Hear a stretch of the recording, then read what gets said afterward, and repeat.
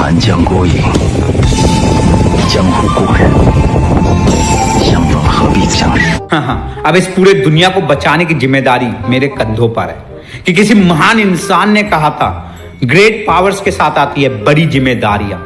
अब मुझे ये बच्चों वाली हरकतें छोड़ देनी पड़ेगी और एक महान इंसान बनना पड़ेगा। भाई दूध है क्या भाई? हाँ दूध तो पीना पड़ेगा ना भाई, तभी तो ताकत आएगी, तभी तो दुश्मन से डिशुम डिशुम करूंगा। मेरी जान। थुंग थुंग एक शिकारी था जो दिन भर जंगलों में भटकता रहता और जंगल के मासूम खूबसूरत परिंदों का शिकार करता, फिर उन्हें पिंजरों में कैद करके गांव के बाजार में बेच देता और ढलते सूरज के साथ बीड़ी फूंकते हुए धीरे धीरे घर की तरफ लौट पड़ता। थुंग थुंग अपनी बूढ़ी माँ के साथ रहता था जो अंधी थी, लेकिन फिर भी वह हर वक्त उसे समझाती रहती, बेटा किसी की आजादी छीनकर तू कभी खुश नहीं रह पाएगा। लेकिन माँ को एक बात नहीं पता थी, थुंग थुंग को उन मासूम बेजुबान परिंदों को तड़पते हुए देखकर सुकून मिलता था। इसलिए वह माँ की एक भी बात सुने बिना उन्हें घर में अकेला छोड़कर रोज जंगल चला जाता। लेकिन एक दिन थुंग थुंग जंगल के सबसे घने और सुनसान रास्ते से जा रहा था। तभी उसे रास्ते के बीच एक सुनहरे रंग का पिंजरा दिखा और उस पिंजरे के अंदर एक खूबसूरत चिड़िया कैद थी। देखते ही थुंग थुंग की आंखों में लालच आ गया। उसने सोचा इसे बेचकर तो बहुत पैसा मिलेगा, लेकिन तभी उस पिंजरे से एक रुला देने वाली आवाज आई, मैं सदियों से इस पिंजरे में कैद हूँ।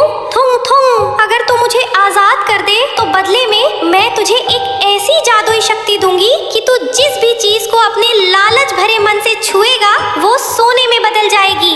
सुनते ही थुंग थुंग खुशी से पागल हो गया। उसने बिना सोचे समझे पिंजरे का दरवाजा खोल दिया। चिड़िया बाहर आई और हवा में उड़ते हुए बोली, याद रखना थुंग थुंग, ये पिंजरा कभी खाली नहीं रहता। तेरे हर लालच की कीमत तेरा कोई अपना चुकाएगा।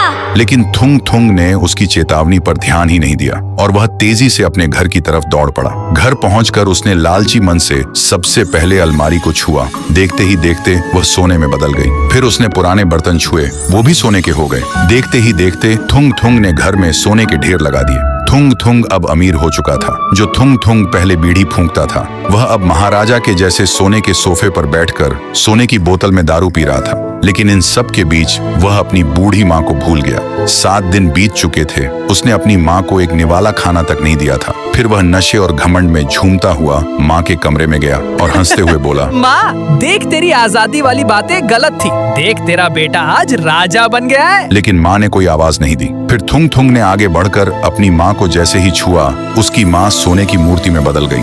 थुंग थुंग का नशा 1 सेकंड में उतर गया। वह घबरा कर पीछे हटा और तभी उस कमरे में एक डरावनी हंसी गूंज उठी। मैंने कहा था ना थुंग थुंग, वो पिंजरा कभी खाली नहीं रहता। तेरी माँ भूख और प्यास से कब की मर चुकी थी। तूने सोने के लालच में अपनी माँ को भुला दिया और अब उनकी आत्मा हमेशा के लिए उस पिंजरे में कैद है। सुनते ही थुंग थुंग पागल हो गया। उसने रोते हुए अपने हाथ जमीन पर पटके और चिल्लाने लगा, ले ले ये शक्ति और मेरी माँ को वापस दे दे। पर जमीन पर हाथ पटके ही जमीन से होते हुए पूरा घर ही सोने में बदल गया और जमीन के अंदर धंस गया।